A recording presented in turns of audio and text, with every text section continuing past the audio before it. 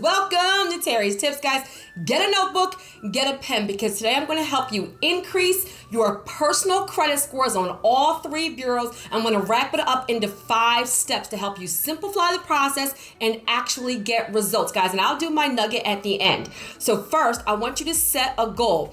Everybody should have a goal of having at least a 700 and above personal credit score on all 3 bureaus. Guys, this is going to help you with personal credit and it's going to help you with transitioning into business credit. Okay, and think about this like your financial report card. It's your financial integrity, right? To get to financial freedom, we have to be financially literate. So having a 700 and above personal credit score is going to help you have more opportunities, more options, qualify for more funding at better rates. And this is where you actually leverage to build wealth and not get into a bunch of debt. Now, nugget right here. If you are somebody who's looking to get a mortgage pre-approval, if you are a first-time home buyer, you can set a first goal. One of your first goals to be a 620 to 640 personal credit score. Guys, I will link my first-time home buyer workshop. I think it's an investment of only $35, and that walks you through the first-time home buying process and what you need to do to get to just the 620, 640 mark, the documentation you need and all those things. But then after you get that house, guys, your goal is to actually still increase to get to a 700. Got it good. Okay, so step number 1, guys, you must pull your FICO credit scores from all 3 bureaus. You have to understand 2 things right here. Where are you at right now and what is the problem with your credit? So I recommend you pull your credit reports from My FICO or Credit Check Total. Guys, depending on when you're watching this video, I'll put that in the description and in the pinned comments. Not Credit Karma, not Credit Sesame, not even Identity IQ, guys. You need your FICO credit scores because that's what you need for the big money. And that's what this wealth building ministry is about, helping you qualify for money to leverage to build wealth. So your mortgage pre-approvals, your business credit, your business loans, okay? So you need to know your FICO credit scores on all 3 credit bureaus. And then you need to ask yourself, what is the problem? Guys, this part is critical because even in these 5 steps, some things are going to apply to all of you. Some of you may need 2 steps. Some of you may need 3. Some of you may need all 5. The biggest problem I see with credit, guys, I need y'all to get this. I'm teaching today, okay, is that people try to use one blanket system to fix everybody's credit. That is the wrong way to approach it. This is why my goal is always to educate and empower you. You need to understand what your problem is. Then you need to only fix that one problem for you, not apply other things that don't apply to your credit situation. So what do I mean by what is your problem? Is it late payments? Is it collections? Is it bankruptcy? Is it no credit at all? Is it utilization? So you're pulling reports from all 3 bureaus. You're finding out where your FICO credit scores are right now, and then you're diagnosing the problem. This is in step number 1. You want current credit reports, okay? Number 2. Bring your credit utilization down to 30% and under. So 2 benchmarks, 30% and under is good. 10% and under is better. What do I mean by utilization, guys? You're specifically looking at your credit cards and your lines of credit. For utilization, we're not doing debt to income ratio here. We're not looking at mortgages. We're not looking at loans. We're not looking at cars. We're only looking specifically at credit cards and lines of credit, your revolving credit, okay? And a quick hack right here, guys, always focus on the credit card or the line of credit with the lowest credit limit. This is a hack to help you bring down your utilization with less money out of pocket. Guys, literally this step right here, looking at, I haven't even touched collections or charge-offs or hard inquiries yet. I need you guys to listen to me, okay? I have over 20 years of experience. I used to work from TransUnion. I'm the only person on YouTube in credit that used to work for a national credit bureau. I'm board certified. I'm credit score certified. I'm a certified national trainer, okay? So many people focus in the wrong area, and that's why you guys don't have results. So this utilization is going to look at your open available credit, okay? If you have 3 credit cards, for example, let's say one credit card is $5,000 credit limit, one credit card is a $1,000 credit limit, and one credit card is a $500 credit limit. Guys, the FICO scoring model averages all of your credit lines for your utilization ratio. And so this is where it's going to look at the combined utilization and give you an overall average. So it is wise to look at the $500 credit card, bring that down to a 0 balance. Then look at the $1,000 credit card. Bring that down to the zero balance. You may not have $5,000 to bring the $5,000 credit card down to a zero balance. So what you're doing is you're focusing on the lower credit limit credit cards. You're bringing them down to a zero balance. You're waiting for your credit reports to update. So now you may have a credit card that's at 100% utilization. There's a $5,000 balance on a $5,000 card. You may have another credit card that's a $500. You brought it down to a zero balance, and that's 0% utilization. 0% utilization, 100% utilization. Now when your FICO credit scores update, now you're going to only be at 50% utilization because this one lower credit card, the lower, and I hope you guys are following me, the lower credit limit credit card now being a 0% utilization is now going to average into your overall credit utilization and bring it down much faster with less money out of pocket, okay? So the goal right here for step number 2 is bring your overall credit utilization to 30% and under. 10% and under is better. And a hack today, guys, is to focus on the lower credit limit credit cards. Now for revolving credit, you're bringing it to a zero balance. I did not say close them. Let me say it again. I did not say close them. Bring them to a zero balance and just don't charge them up anymore and wait for your credit scores to recalculate, but you don't need to close them. You need to focus on some discipline here, right? Just because you have the credit cards doesn't mean use them. If you want to increase your scores quickly and 5 steps to qualify for other bigger funding, zero balance, leave it open, don't touch it. Got it good?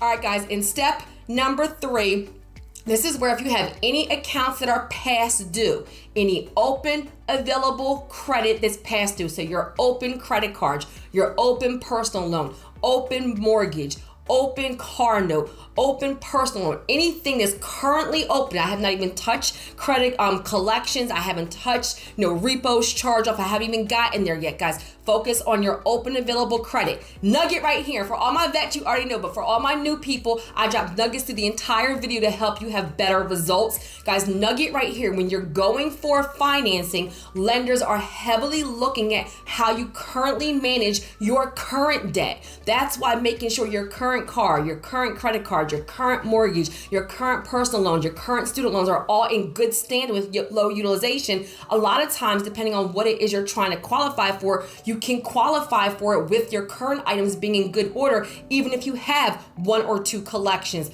or you have a lot of hard inquiries. Guys, it's the overall credit picture, which is why I want to educate and empower you. So if you have anything that's currently open that is past due, you're bringing it current immediately. How soon, Terry? Immediately, okay? So bring your car note current immediately. Bring your mortgage current immediately. Bring any kind of personal loans current immediately, okay? Because you cannot have anything past due and expect an increase in your score, okay? So step number 3 was to look at your open available credit, installment, and revolving, and make sure anything past due is now current, okay? Step number 4, this is the step y'all been waiting for, is you're going to dispute anything that you feel is inaccurate, outdated, negative, not yours. This is where collections, charge-offs, repo, a lot of hard inquiries. You're going to do this in this step, okay? In step number 4. And your goal, guys, and I need you to listen to me. This is where I want to simplify the process for you. Anything negative, like a collection, your only goal is to have it either completely deleted or at least be a zero balance. In this step, you're just going to write a letter to the credit bureaus and dispute the items, okay? So a couple of quick nuggets right here, pointers. When you're doing disputes, number 1, always do them in writing. You're not doing them over the phone. You're not doing them online. And you're definitely not paying anybody for credit repair, especially if you know it's actually yours. Come on, somebody. Then there's no person out there that can wave a magic wand and delete valid negative items. So the way that the FCRA is, the Fair Credit Reporting Act, which is what you're exercising when you guys are writing dispute letters. Sometimes you'll also hear call it, an investigation or a challenge. It's all the same thing.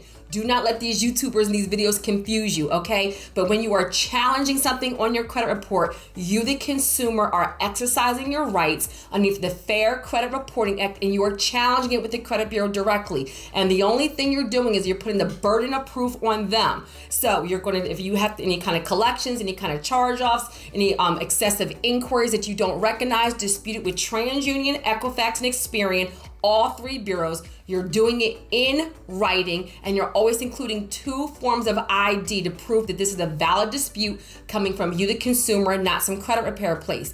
And guys, this is where nugget, less is more. When you're writing your dispute letter, you're just giving them all your personal information. You're letting them know what you're disputing, right? The name, the account number, what you're disputing, and what you want the outcome to be. So let me give you an example. I'm disputing, NCO Financial. This is the account number. It is not mine. Please dispute it and delete it. That was 4 things. What is it? NCO Financial. What did you write down? The account number. What is your dispute? It's not mine. What do you want them to do? Dispute it and delete it. See what I mean? Let me give you another example. Let's say you're disputing, a Capital One credit card because it's showing a balance and you paid it in full. Okay, well, what are you disputing? Capital One credit card. What is the account number? You're writing down the account number. What is the dispute? It's paid in full. What do you want them to do? I want you to dispute it and update it to a 0 balance. That's all you're doing, guys. I don't care if you make a list. You know what I mean? I'm disputing NCO Financial, account number, not mine, please delete. Capital One, account number, 0 balance, please update. Toyota Financial, here's the account number. I was never late. Please remove the late payments. You get my drift? Okay, so what the account is. This is why you need your credit reports in step number 1.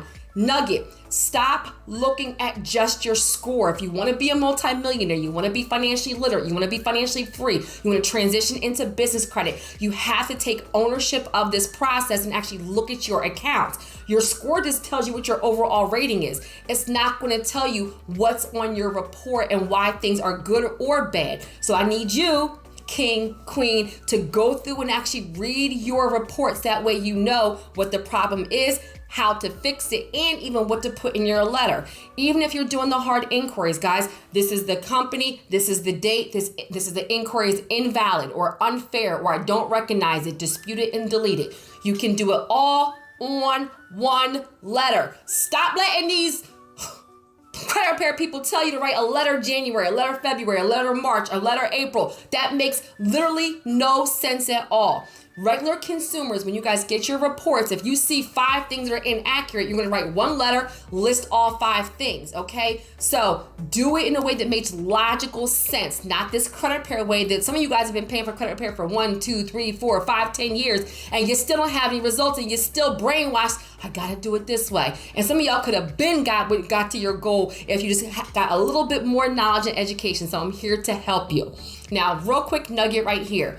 If this entire video is foreign to you and you are still confused, I have 3 options for you. Number 1, I have online courses that teach you about credit scores and the credit repair process. So I will link Credit Leverage Lifestyle, which is my premium course, and also a credit training on credit scores, okay? Number 2, if you want to speak to somebody on my team, my entire team is board certified credit consultants, certified credit score consultants, okay? Then you can invest in a one-on-one jumpstart call where somebody on my team will work with you directly, pull your reports, and give you an actual plan for your credit and give you a follow-up as well. So I'll put that link in the descriptions. Or you can invest in a one-on-one session with me. That's a higher investment, but I'll be happy to help you. That's via Zoom and it's recorded. So that's a one-on-one coaching session. I'll put that also. So you have free videos is one option, or you have a course, a jumpstart call with somebody on my team, or a one-on-one coaching session with me directly. Got it, good. All right, guys, and step number 5. If you're somebody who has no credit at all, if you're somebody who needs to rebuild credit, if you're somebody who has valid late payments, I need y'all to listen to me, valid late payments on your credit report that the companies will not remove. If you're somebody that has filed bankruptcy, you need to establish, then you need to add credit builder accounts to your report immediately. But you're going to add revolving credit, which is your credit builder card, and you're going to add installment credit, which is your self account. nugget to have strong 700 and above personal credit scores and transition into business credit. You need the mix of them both. Revolving credit, which is like credit cards, lines of credit, and installment credit, which is like loans, mortgages, personal loans, things of that nature, where it's the same amount every single month. And then when you pay it off in full, it goes to a zero balance. Whereas with the credit card, the balance is different every single month depending on how much you actually charge. And you can have a credit card that has a zero balance, but it's still open. So it's the combination of them both. And with having credit builder accounts, it's about having the right credit builder account. You don't need a bunch of things, you need the right things, right? So for the credit builder card and for the self, they're both soft inquiries, which you need. They both report to all three credit bureaus, TransUnion, Equifax, and Experian, which you need, and they will approve you right now, which you need. So guys, it's the combination of suppressing and removing negative information and adding positive payment history, that these two things, doing it at the same darn time, come on somebody, will literally increase your scores 30, 50. I had somebody respond on one of my videos the other day that she followed my steps on another video I had about updating your scores in 30 days and got a 90-point increase in 30 days. It works if you work it. Got it, good guys. And for my nugget, I need you to take ownership of this process and hold yourself accountable. I understand they do not teach it in school. They don't teach it in college. We don't talk about it at the dining room table. So many people have all these goals and aspirations, but you're struggling because you don't understand credit. You don't understand finances. You are lost, you're confused, you're overwhelmed. I got you, but you can't just casually listen to videos. What you have to do is really take the time to learn, invest in training, invest in online courses, read your credit reports, actually set a goal, create a plan, and execute. Everyone out there, literally most of you can get your credit score increase in 30 to 90 days at the max. 3 to 6 months. How many, Terry? 3 to 6 months. Everyone should be able to get to their goal in 3 to 6 months. It does not take 12, 24, 36 months to increase your credit. So when you have strategy and you have a plan, you can get there quickly. Amen.